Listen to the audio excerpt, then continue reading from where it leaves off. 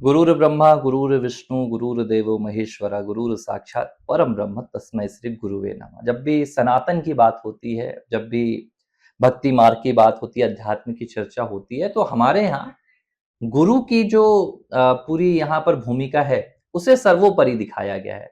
यहाँ तक कहा गया है कि गुरु के बिना आपको अध्यात्म की प्राप्ति नहीं हो सकती है।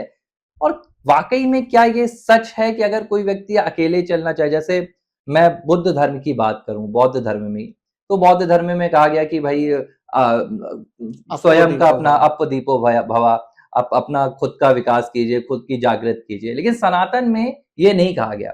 सनातन में गुरु की भूमिका रखी गई है। बिल्कुल मोहन जी, गुरु की तो बहुत ज़्यादा मतलब मैं कहूँगा भूमिका। जैसे आपने ही शुरू में बोल दिया कि गुरु को मतलब ब्रह्मा भी कहा है, विष्णु भी कहा है, शंकर भी कहा है, महेश्वर कहा और साक्षात परब्रह्म कहा है। मतलब गुरु की कितनी महिमा है। सनातन में गुरु मतलब सर्वोपरि है। मतलब उससे तो मतलब ऐसा कहते हैं ना कि यदि एक तरफ गुरु खड़ा हो और एक तरफ गोविंद, तो कहते हैं कि पहले गुरु के पैर लगो। मतलब गुरु की इतनी महानता है। और रही दूसरी बात कि क्या बिना गुरु के मतलब कुछ हो सकता है? तो देखिए, हमारे यहाँ तो कहा बिना गुरु के कुछ नहीं हो सकता है। ज्ञान संभव ही तब है जब गुरु हो। नहीं तो आपको मतलब कि आपको कुछ भी प्राप्त करना है, जब तक वो आपका मार्गदर्शन कोई करने वाला नहीं होगा, तो आप कुछ नहीं कर सकते। देखिए, और गुरु भी जैसे देखिए एक बच्चा होता है ना? तो माता-पिता उसके प्रथम गुरु होते हैं। तो पहले माता-पिता बच्चों को सिखाते हैं कि तुम्हें कैसे क्या करना है, क्या व्यवहार करना है, ठीक है? बिना सिखाए वो भी नहीं सीखता। एक है ना कि भाई एक आपने कहानी सुनी होगी, एक बालक था जिसे जंगल में छोड़ दिया गया था हुँ, हुँ। और उसको मतलब कि मनुष्य दुनिया से एकदम दूर रखा गया। वो मतलब शेर या चीते या किसी जानवरों के साथ रहता था। तो वो उन्हीं की तरह ही बिहेव करता था, क्योंकि उसको कोई सिखाने वाला नहीं था। तो कहने का मतलब ये है कि जब तक आपको कोई सीख देने वाला नहीं होगा, तो आप कुछ नहीं कर सकते। मनुष्य भी मनुष्य तब बन सकता है जब उसे कोई ज्ञान देने वाला हो।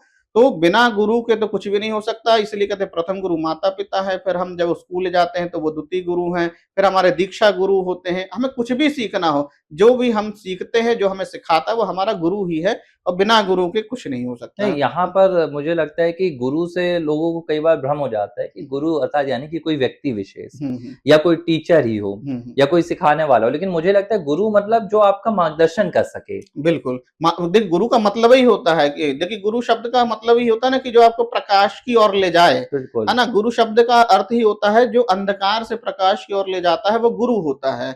मतलब कि हम बिना गुरु के क्या होते हैं, हमारी हैसियत क्या होती है, समझ लीजिए कि हम अंधकार में बैठे हैं और गुरु एक ऐसा शख्स होता है जो हमें हाथ पकड़ के उस अंधकार से प्रकाश की ओर ले जाता है।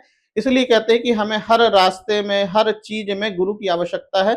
आप बिना गुरु के कभी सफल नहीं हो सकते हैं। गुरु की बड़ी महिमा है। इसलिए भी ये भी कहा गया है रामचरितमानस में कि गुरु केवल व्यक्ति नहीं होता, वो तो साक्षात नरहरि है। अर्थात मनुष्य के रूप में भगवान विष्णु ही गुरु के रूप में है और गुरु के बिना आपको कोई ना ज्ञान संभव हो सकता है, ना विज्ञान संभव हो सकता है। यहाँ तक कि आपको खाने-पीने की भी जो मतलब आती है ना कि आपको कैसे क्या बर्ताव करना है, कैसे क्या खाना है, कैसे क्या पीना है, ये भी आपको गुरु ही सिखाएँगे। भले ही वो गुरु आपके माता-पिता हों, भले ही वो आपके गुरु शिक्षक हों या आपके वो गुरु दीक्षा वाले गुरु हों, परंतु होगा ज्ञान आपको गुरु से ही। ये लोगों को समझना चाहिए ना कि भाई जब भगवान स्वयं भी अवतार लेकर आए, तो चाहे वो किसी भी हाँ, स्वरूप में आए हो।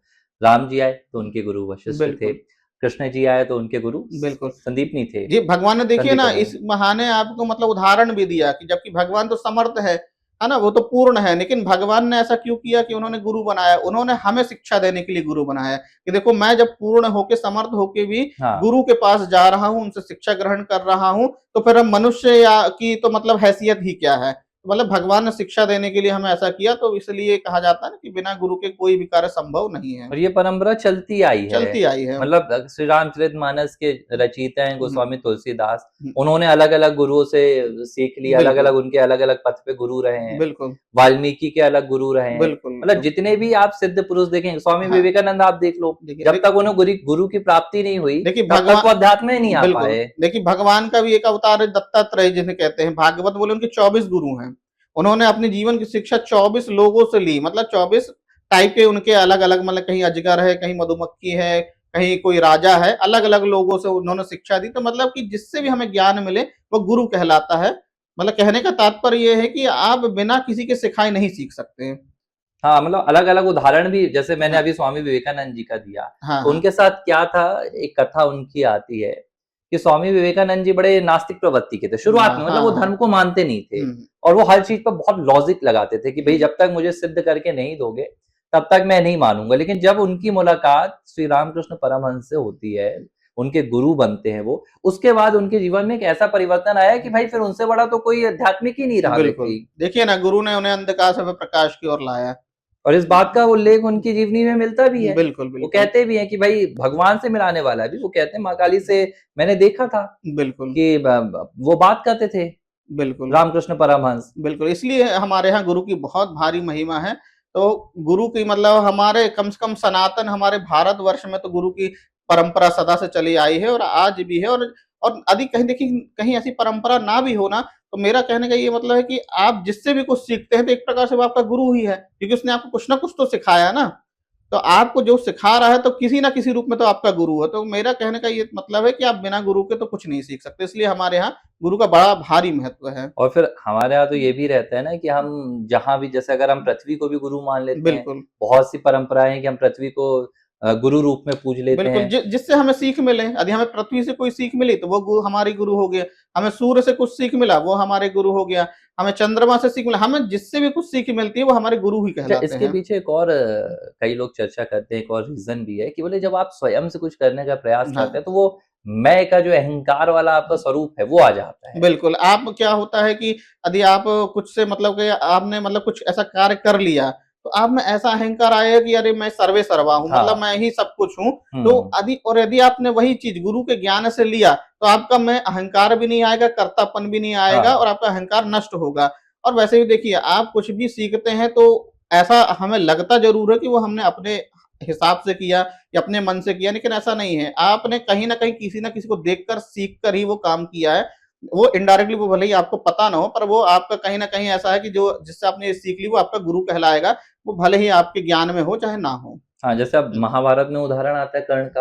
हाँ, कर्ण हाँ। के गुरु थे परशुराम, हुँ, हुँ। लेकिन उन्होंने क्या किया था, उन्होंने कहीं न कहीं फर्जी तरीके से विद्या अर्जित की थी। हाँ, उन्होंने हाँ। अपना छुपाया था, वर्ण छुपाया था। उन्होंने कहा हुँ। था कि भाई मैं क्षत्रिय नहीं हूँ, मैं ब्राह्मण हाँ, हूँ। हाँ, हाँ। और बाद में क्या होता है उनके साथ कि जब उन्हें सबसे ज़्यादा ज़रूरत पड़ती है हुँ, उस हुँ। ज्ञान की, तो वो ज्ञान उन्हें याद ही नहीं आता है। क्यों?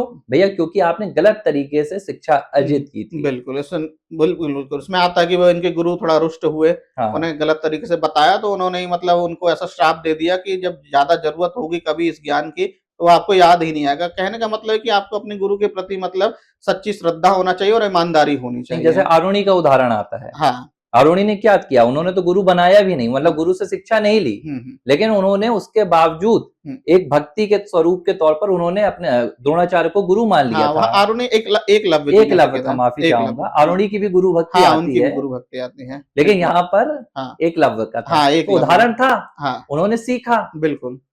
तो हमारे यहाँ गुरु की बहुत महिमा है मोहन जी, और बिना गुरु के तो ज्ञान नहीं हो सकता।